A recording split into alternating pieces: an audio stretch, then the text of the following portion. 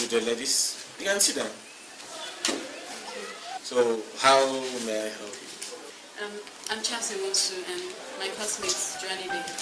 We're final year students. We're here to invite you to our annual Mary Book to give a special lecture. That's an honor. So, what is the theme of the lecture? It's on human rights and national development. As an old student of the faculty, to be an honor to have a speaker at the occasion. Okay then. I'll call on your PR as stated here to confirm my acceptance.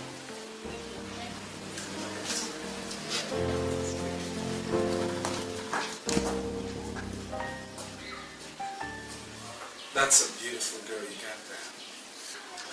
Felix. Which of them? The black one. Felix. You've not changed.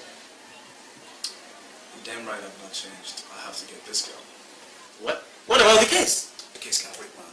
He's a Casanova, and he feels good.